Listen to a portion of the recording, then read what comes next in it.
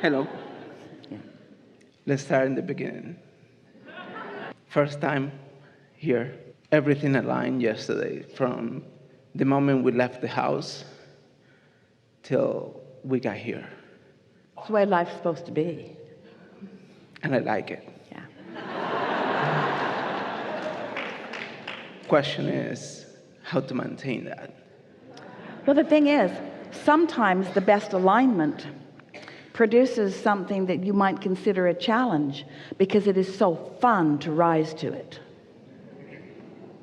So we don't want you to misunderstand. We don't want you to think that perfect alignment means that you never have to think again, or that you never have to direct your thought again, or that you never have to be agile again, or you never have to be fast thinking again. Don't you want to be tuned in, tapped in, turned on, and on your game? So we know what you're talking about, that feeling of flow when everyone around you just felt like a cooperative component. And it is wonderful to know that you are the orchestra leader of all of that it's been set into motion and you get to play it out like that. But we never want you to feel uncomfortable about some hiccup along the way or something that requires your attention to it, because the sooner that you acknowledge that you are molding it into place, and you accept not the responsibility but the honor of getting to mold your life into place, so that you don't freak out if something goes wrong. Sometimes you do that. Something goes not quite right and you go, oh, I must not be living right. I must need to meditate longer. And we say, let life come to you as it comes, and let the contrast serve you all of the time. It's the reason that, speaking of starting at the beginning, we've been talking about the creative process is first step, life causes you to ask all day, every day.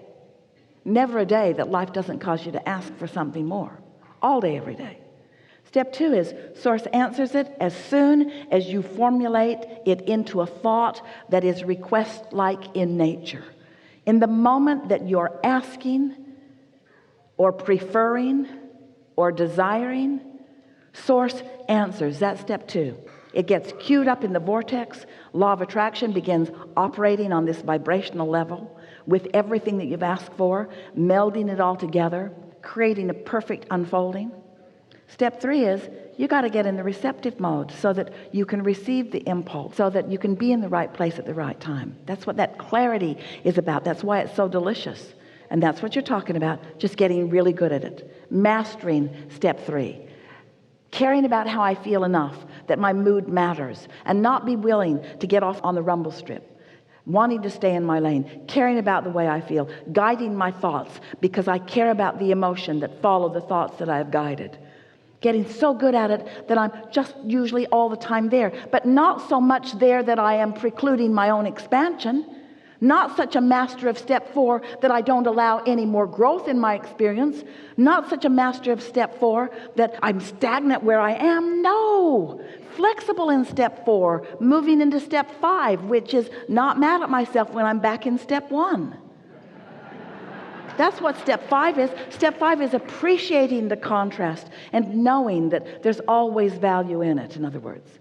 The story that our friend told us just now, a woman in some sort of stress or difficulty, could be seen as a step 1 moment, in other words, but it was a wonderful experience for two loving, co-creative people to come together and know each other in a way that they would not ordinarily get to know each other.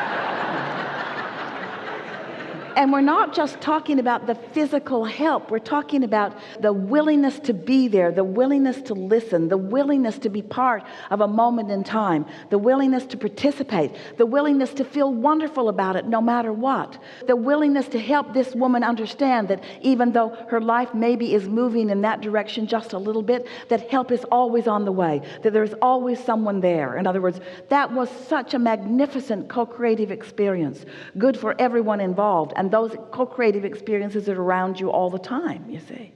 Step 5 is where you really want to live. You want to master this. You want to understand your emotion, and you want to embrace it. And you want to like it whether it feels good or not. You want to say when something wonderful happens, I did that. And when something less than wonderful happens, I did that too. I did that because I am the creator of my own experience. And I'm getting better and better at it, meaning I'm having more manifestations that I like.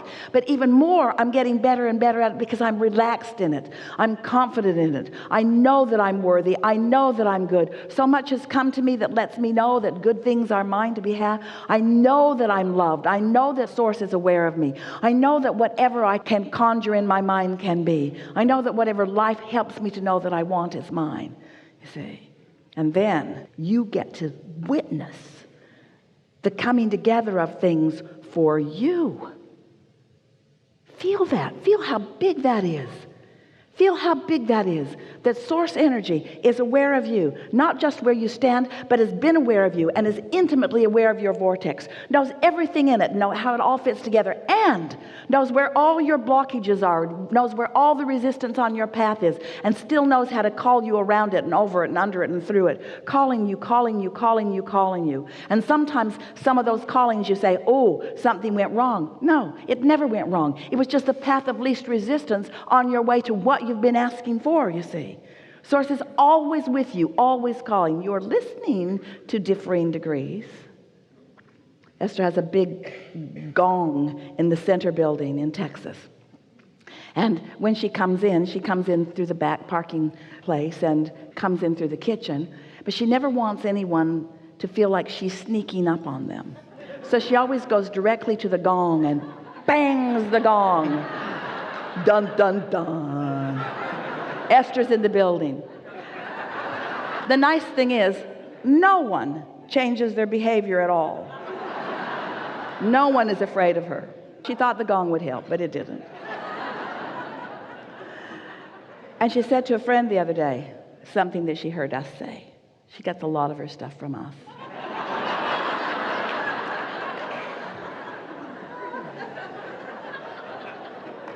You know, that vibration is never going to stop. It's just going to keep radiating to the boundaries of the universe, the boundaries of the boundaryless universe. And then she said what we've told her. Your ability to hear it may come to an end, but the vibration never ceases. And so that's the thing that we want you to feel about this expansive work that you are about. When you've lived something, you launched a vibrational rocket. You set something in motion that matters to Source. And law of attraction increases the momentum of it, and it becomes more and more and more and more. The question is, are you keeping up with the moreness that is becoming? Are you staying in the receptive mode of what you've created? And when you do, then you get to experience the witnessing of what that all means. And really, we're just going to say it to you, a true fulfillment of your reason for being here. You came as physical beings who, yes, are spiritually based, who are vibrationally based, who are energy based, but you are manifested, tangible beings here to create in this reality. And all that is Source energy is here with you, reveling in the expansiveness of your time and your space and your stuff. Yeah. Enough? Thank you. Yes. Something more? Thank you. One more question.